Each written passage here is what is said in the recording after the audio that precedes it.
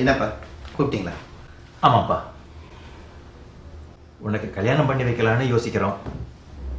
நீ மனசுல யாராவது நினைச்சுக்கிட்டு இருக்கியா? அப்படி இருந்தா சொல்லிடுப்பா.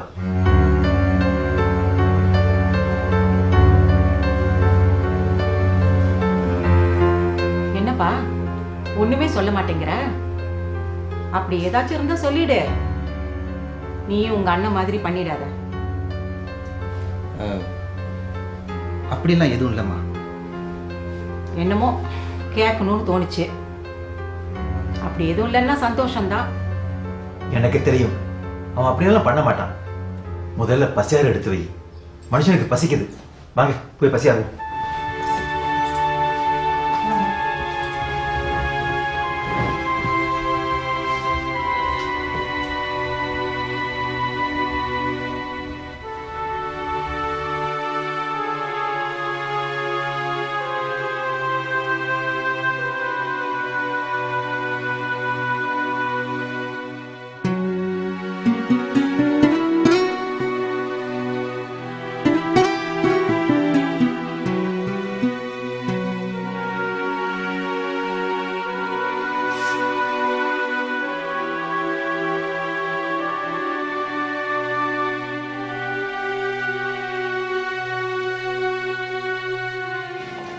இருக்காது, நான் ஹெல்ப் பண்ணுறேன். பரவாயில்ல ருபன், இது எல்லாத்தையும் நான் பழக்கப்படுத்திக்கணும். எப்பவும் உங்கள் கையை எதிர்பார்க்க முடியுமா? அதுவும் இல்லாமல் ஒரு தடவை உங்களை எதிர்பார்க்க ஆரம்பிச்சிட்டா அதுக்கப்புறம் தானே எதையும் முயற்சி பண்ணணும்னு தோணாது. சரி சரி, நான் ஹெல்ப் பண்ணல, நீ முயற்சி பண்ணிக்க.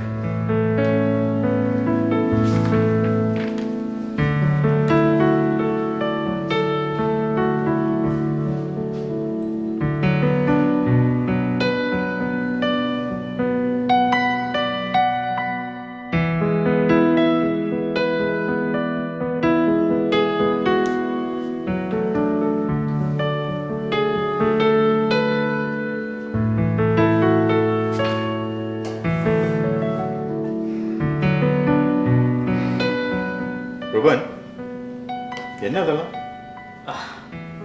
சொல்ல மறந்துட்டேன் கார்த்திக்.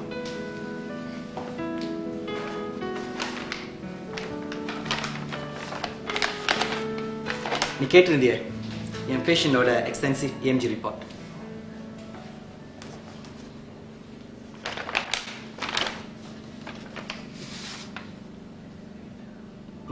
அவங்களோட முதுகுத்தண்டோட anterior horn cells, கீழ்ப்பகுதி மூளையோட நடுத்தண்டிலிருந்து எடுத்த மோட்டோ நியூரால் கர்னல், இது motor cortex corpus cerebri cells of the brain. இது எல்லாத்தையும் எடுத்து வந்திருக்கேன். Very good Ruban. என்னோட உடம்புல இருந்தும் கொஞ்சம் செல்ஸ் எடுக்கணும். இந்த டீட்டெயில்ஸ்லாம் நம்ம ரிசர்ச்சுக்கு ரொம்ப யூஸ்ஃபுல்லாக இருக்கும்.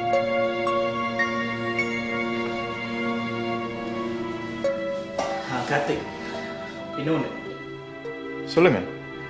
மனுஷனோட சிறுநீரகத்துக்கும் முதுகுத்தண்டில் இருக்கிற மேரோ, அதாவது எலும்பு சோத்துக்கும் ஒரு தொடர்பு இருக்கு. அந்த எலும்பு சோறு நல்லா பலமா இல்லைன்னா மூளையால உடம்புல உள்ள மற்ற பகுதிக்கு சரியா இன்ஃபர்மேஷன் அனுப்ப முடியாது. அதனால சிறுநீரகத்தையும் சீரா வச்சுக்கணும். நான் சில மருந்துகள்லாம் கொண்டு வந்திருக்கேன், நீ சாப்பிட்டுட்டு வா. ஏதாவது மாற்றம் இருக்கான்னு பார்ப்போம். ஆமாம், அதையும் கவனிக்கணும்ல. ஆனா என்ன கார்த்திக்? ருபன், இந்த ஆராய்ச்சியை நான் என்னை காப்பாற்றிக்கணும்னு செய்யல. என் நிலைமை வேற யாருக்கும் வரக்கூடாதுன்னு தான் செய்கிறேன். அதனால என் உடம்பு மேலே எனக்கு அவ்வளோ அக்கறை இல்லை.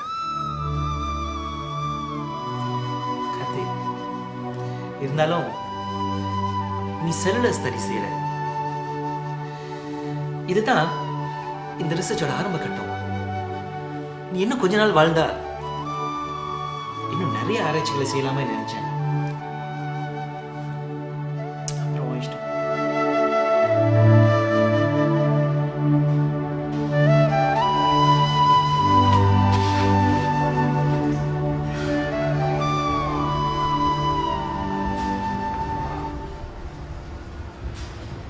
என்ன நந்திதா வீட்டில் இருக்க? இல்லை மாமா, பக்கத்தில் ஒரு அப்பாயின்மெண்ட் இருந்துச்சு, அது முடிச்சுட்டு அப்படியே வீட்டுக்கு வந்துட்டேன். ஓ சரி சரி. எங்கே உங்கள் அக்கா? இப்போதான் கடைக்கு போனாங்க, இப்போ வந்துடுவாங்க. அவசரம் இல்லை, மெதுவாக வரட்டும், மெதுவாகவே வரட்டும்.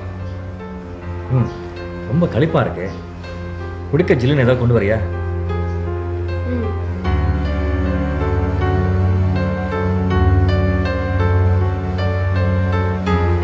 கடைக்கு போயிருக்காள?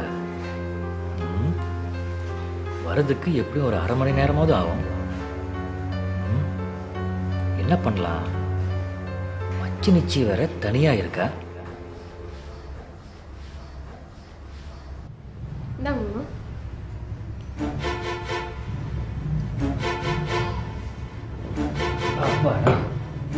நல்லா இருக்கு.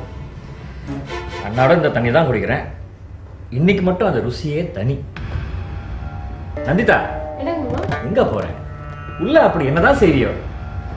உட்காரு, கொஞ்சம் பேசணும்.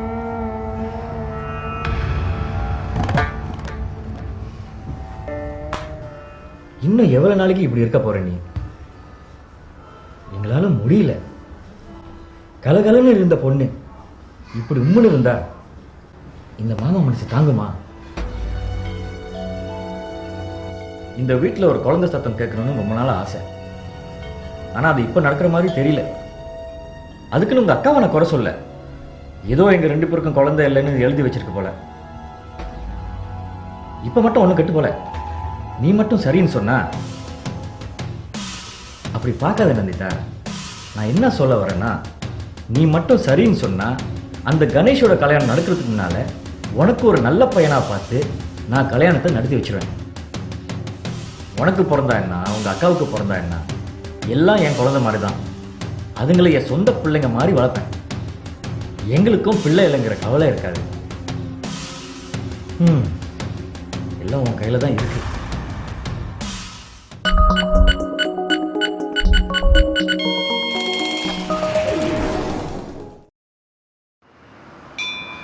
என்னமோ தெரியல மஞ்சுளா, இப்படி அடிக்கடி கோயிலுக்கு வரும்போது தான் மனசு கொஞ்சம் நிம்மதியா இருக்கு. மனுஷனுக்கு கஷ்டம் வரும்போது தான் கடவுள் நினைப்பே வரும் போல இருக்கு. ஏங்க அப்படி சொல்றீங்க? ஆமா, உன்னை கார்த்திக் நம்மோட இருக்கும்போது குடும்ப வருமானம் அதிகமா இருந்துச்சு. நானும் கிளப்பு அது இதுன்னு போய்கிட்டு இருந்தேன். அவன் நம்மளை விட்டு பிரிஞ்சு போனதுக்கு அப்புறம் மனசுக்கும் கஷ்டம், மனத்துக்கும் கஷ்டம். இப்பதான் அடிக்கடி கோயிலுக்கு வரணும் போல தோணுது. நீங்க ஏன் அப்படி நினைக்கணும்? விதி நமக்கு இருந்து ஒரு பிள்ளைய பிடிச்சிட்டாலும் ஆசைக்கு ஒரு பிள்ளை, ஆசைக்கு ஒரு பிள்ளை, நமக்கு இன்னும் 2 பிள்ளைங்க இருக்கிறாங்க. அதை மறந்துடாதீங்க. அந்த சந்தோஷமாவது நீடிச்சு நினைக்கணும்னு தான் நான் ஒவ்வொரு நாளும் கடவுள்கிட்ட வேண்டிக்கிறேன். கடவுள் நம்மளை எப்பவும் கைவிட மாட்டார். வர வர வீட்டு செலவு அதிகமாயிட்டே போகுது. மற்ற 2 பிள்ளைகளையும் ஒரு நல்ல இடத்துல கட்டி கொடுக்கணும். இதையெல்லாம் நினைச்சாதான் மனசு கொஞ்சம் பாரமா இருக்கு. பாவம் சைலஜா, காலையில வேலைக்கு போறான், அதோட சாயங்காலம் வந்து டியூஷன் சொல்லி கொடுக்க போறான். சமயத்துல வீட்டுக்கு வர ராத்திரி 11 மணி ஆயிடுது. தெரியும். என்ன செய்யறது? எனக்கும் வயசாயிடுச்சு. நான் வேலைக்கு போறான்னு நினைச்சாலும் இதுக்கு மேல என்ன யாரு வேலைக்கு சேர்த்துக்குவா? நீங்க வேற. பிள்ளைங்களுக்கு தெரிஞ்சா அப்புறம் ரொம்ப வருத்தப்படுவாங்க. வர்ற வருமானத்தை வச்சு கொஞ்சம் சிக்கனமா செலவு செஞ்சு குடும்பத்தை நடத்தலாம். இந்த வருமானமெல்லாம் இப்பதானங்க. அந்த காலத்துல உங்க ஒருத்தர் சம்பாத்தியத்துல குடும்பத்தை நடத்தி பிள்ளைங்களை அவங்க படிக்க வைக்கலையா? அந்த காலம் போல இப்ப முடியுமா? முடியாதுமா. அது இருக்கட்டும், முதல்ல கணேஷ்க்கு ஒரு நல்ல பொண்ணா பாருங்க. அவனுக்கும் வயசாகிட்டே போகுது. பார்க்காம என்ன, பார்த்துக்கிட்டு தான் இருக்கேன். எல்லாத்துக்கும் ஒரு நேரம் வர வேணாமா? ஷைலஜாவும் இதுவரையிலையும் யாரையும் காதலிக்காம கட்டுக்கோப்பா இருக்கா. கணேஷும் யாரையும் காதலிக்கிற மாதிரி தெரியல. கடவுள் மேல பாரத்தை போடுவோம், எல்லாம் நல்லபடியா நடக்கும். இங்க வாங்க.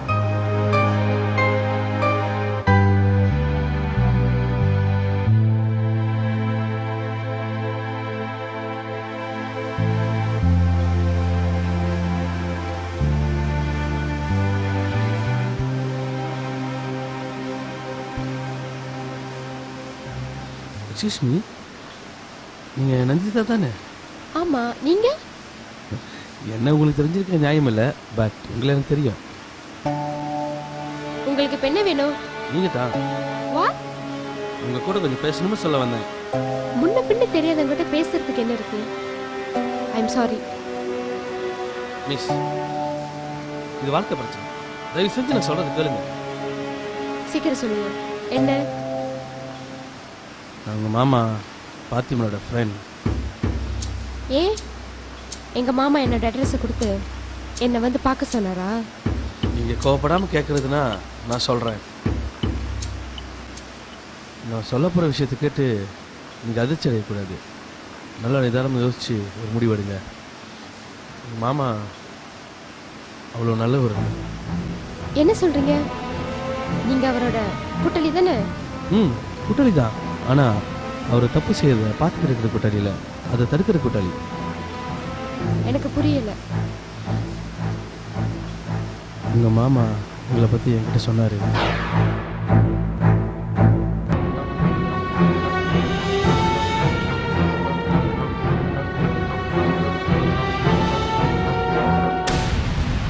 நீங்க சொல்றது உண்மையா?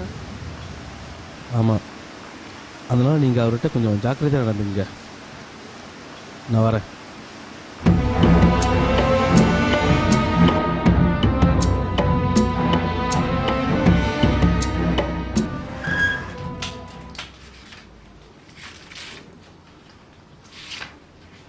Hai sayang. Hai bang. Dah makan? Belum lagi bang. Baguslah tu. Ni apa tangkap ikan ni tadi. Pergilah masak, boleh kita makan sama-sama. Gelilah bang. Abang nak masak sendiri. Apa geli-geli pula ni? Ini ikan air tawar ni, penuh khasiat, protein semua ada. Nah, cuba pegang. Cuba pegang. Janganlah. Pegang lah. Tak nak. Ish, apalah kamu ni?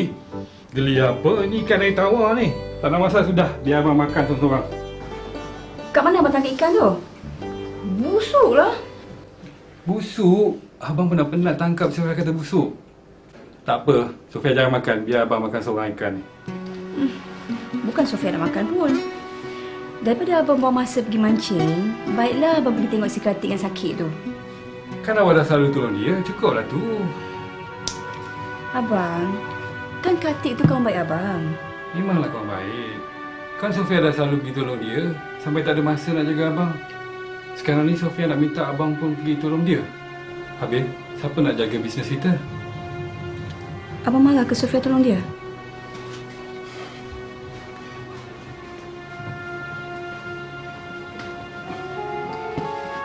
Tak ada. Abang tak marah. Apa yang Sofia buat tu memang elok. Cuma abang tak nak Sofia abaikan tanggungjawab Sofia sebagai seorang isteri. Tu je. Faham? Merajuk pula dia. Merajuk ke tu? Okeylah. Abang minta maaf ya. Betul abang minta maaf. Betul sayang. Okey, kalau macam tu, abang pergi masak ikan kat dapur tu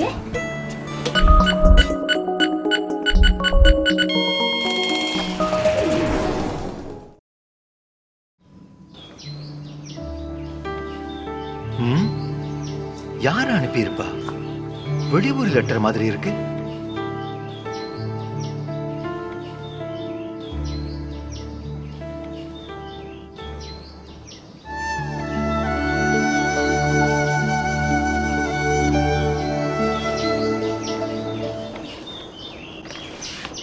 என்னங்க letter?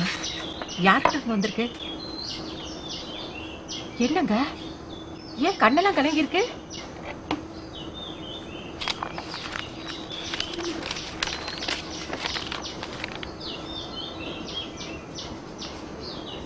Karthik, என்னால நம்ப முடியலங்க. எப்படி நம்பாம இருக்கிறது? 20,000 ரிங்கிட்டுக்கு bank drop அனுப்பியிருக்கிறான். ஆஸ்திரேலியாவில் ஏதோ ஒரு பெரிய ஹாஸ்பிட்டலில் வேலை செய்கிறானா. தொடர்ந்து மாசம் மாசம் பணம் அனுப்புவானா. இப்பதாங்க மனசுக்கு ரொம்ப நிம்மதியாயிருக்கு. நம்ம புள்ள அமெரிக்கால இருந்தானே, ஆஸ்திரேலியால இருந்தானே, அவன் எங்க இருந்தாலும் நம்ம புள்ளையா இருக்கணும், நல்லபடியா இருக்கணுங்க. கொஞ்ச நாளா அவனை எல்லாரும் தப்பா பேசுனீங்க. மஞ்சுளா, ஒருவேளை அவன் ஆஸ்திரேலியாவுக்கு போறேன்னு நம்ம கிட்ட சொன்னா எங்க நாம தடுத்துடுவோமோன்னு பயந்து தான் சொல்லாம போயிட்டான் போல இருக்கு. எனக்கு தெரியும் மஞ்சுளா, நம்ம புள்ள நம்ம ஏமாத்த மாட்டான். இனிமே எனக்கு எந்த கவலையும் இல்லை. வாங்க முதல்ல கோயிலுக்கு போய் பிள்ளை பேருக்கு ஒரு அர்ச்சனை பண்ணிட்டு வந்துருவோம். என் மகன் எங்க இருந்தாலும் தீர்க்க ஆயுசா இருக்கணுங்க. வாங்க. சரி.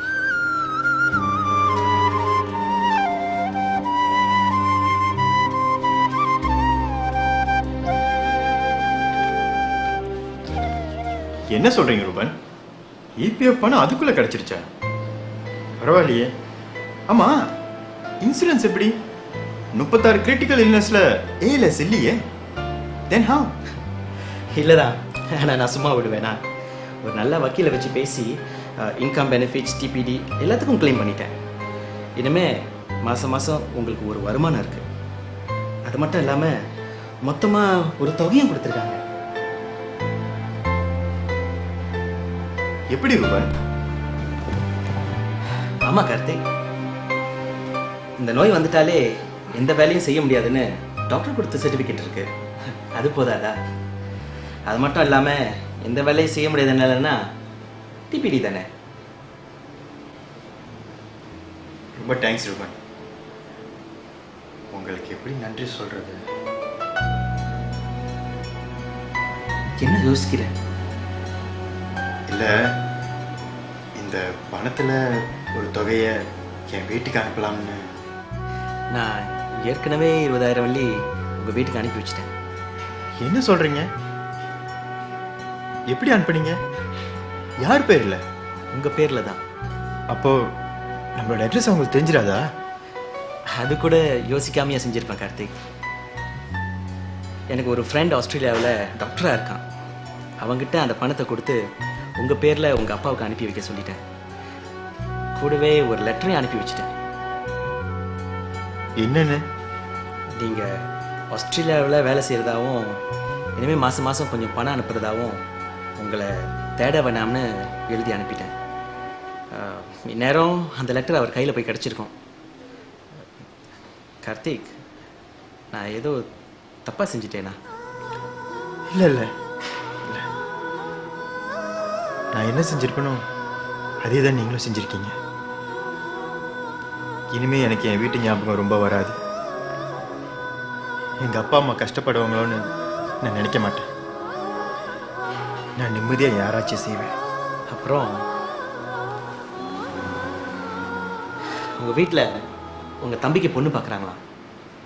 அதான் முதல்ல 20,000 ரிங்கிட்ட அனுப்பி வச்சேன்.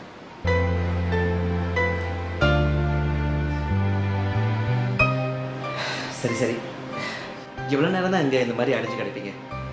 நான் ஜாகிங் போகலான்னு இருக்கேன். வாங்களேன் என் கூட.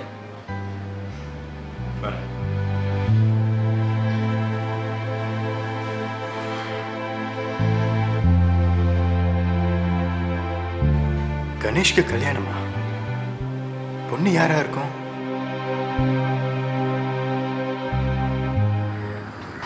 ஏன் அப்பா கிட்டப்ப சொல்ல? நண்டினை பத்தி சொல்லிருக்கலாமே. என்னன்னு சொல்றது? உனக்கு தான் அப்பாவை பத்தி நல்லா தெரியுமே. என் மகன் அப்படிலாம் ஒன்றும் செய்ய மாட்டான்னு உறுதியா சொல்லிட்டு கேட்டா எப்படி சொல்றது? அவங்களாவது சந்தோஷமா இருக்கட்டும். என்னென்ன சொல்றீங்க? உங்க 2 பேருக்குள்ளே எதுவும் பிரச்சனையா? ஒரு மாதிரியா பேசுறீங்க. அவங்க வீட்டில் தொல்லை பண்றாங்களாம், நம்ம வீட்டில் வந்து பேச சொல்லி. அந்த கடுப்புல என்ன வந்து தொல்லை பண்ணா எனக்கு நம்ம வீட்டு டென்ஷன். ஏசிட்டேன். ஒரு வாரமா பேசல. ஃபோன் பண்ணாலும் எடுக்க மாட்டேன்.